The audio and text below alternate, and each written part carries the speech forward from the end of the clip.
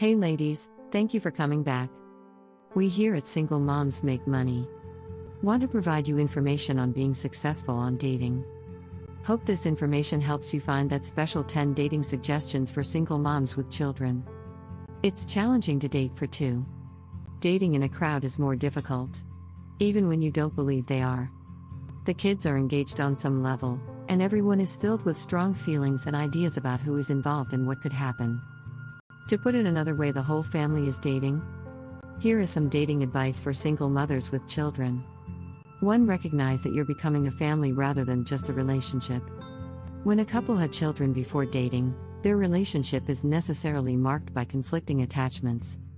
When one of you chooses to be with your dating partner or children, the other is left waiting and wondering how yours influenced their connection with you. In addition, children often feel insecure due to their parents' connection with another person. Why singles recognize this important factor and don't assume that joining a couple immediately means beginning a family. They pay great attention to both and take the time to consider the possibilities for step-family relationships to do not make a hasty choice. Parents who begin dating shortly after a relationship ends, whether via death or divorce, or decide to marry straight away after a brief dating period, usually find their children more resistant to the marriage. This puts the family in danger by jeopardizing a step-parent's and stepchild's ability to start a relationship on the right foot. To have a successful dating relationship, you must first examine yourself. Smart singles take a long, hard look in the mirror before dating their dating objectives. Fears such as their children's absence of a father, loneliness, and unresolved pain are all considered.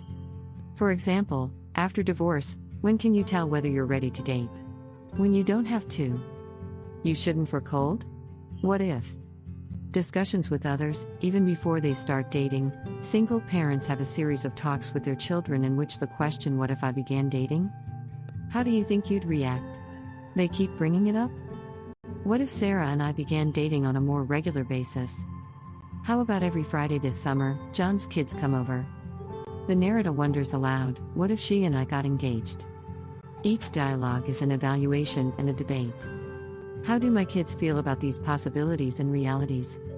It also serves as a kind of intervention since it prepares people for what can happen. Smart. Single parents don't allow their children's emotions to dictate their dating choices, but they listen and consider their sentiments.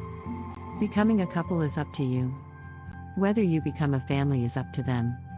Participate in these conversations throughout your dating life, especially as you approach each stage of a relationship. 5. Gently extend invitations to older youngsters. Adults and teenagers alike should approach their dating partners at their speed.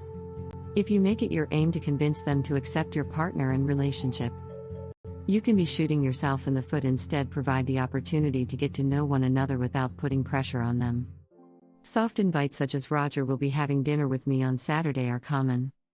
Feel free to join us if you'd like. Treating relationships with respect allows them to develop at their own pace. 6. Take the time to identify and classify your child's worries. When a parent admits, "I understand that the thought of my dating is a problem for you," children of all ages benefit. It's likely that you don't want any more changes to our family since you miss mom and the rest of us. Your argument is well taken. As long as you express it the way it is, I'm okay with it. This makes you worried. You're afraid our family will change, or you don't want to have to move schools or lose your pals are examples of phrases to use. This kind of reply validates the child's fears. It also teaches children that their feelings are important to you, maintains open channels of communication, and assists them with categorizing their own emotions, which is especially crucial for young children. 7. Keep a steady pace and maintain a sense of balance in your dating life. Don't ignore your children by spending all of your spare time with your new spouse. If you fall in love, it's alluring, but it plays on your child's fears of losing you or giving your dating partner the false impression that you're always accessible. You're not. Make sure you don't lose your balance. 8. Schedule time for meeting the kids carefully. Early on, your children may meet your date, but the first few dates should be just for the two of you. Refer to your date as a friend first, or first of them as your date after your children are ready. It's great to make informal introductions when you first start dating someone.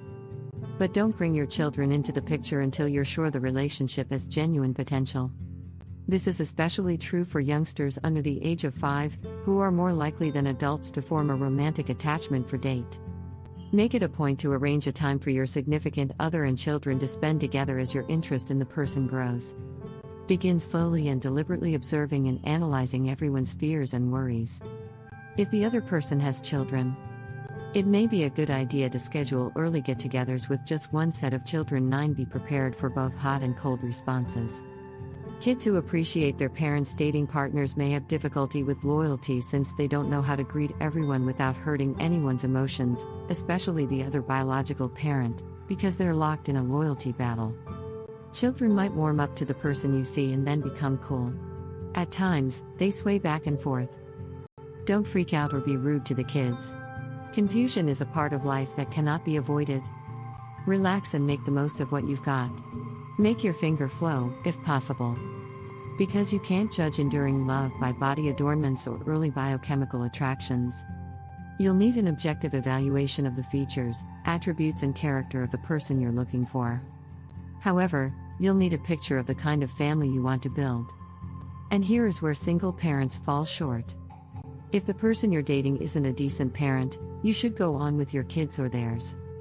Yes, not like the match between the person you're seeing and your children is a deal breaker. Even if you admire him or her as a spouse. Learn all you can about living with a step-family. Please ladies, take time to go back and watch Single Moms and Step-Families. This information will provide help for you and your spouse.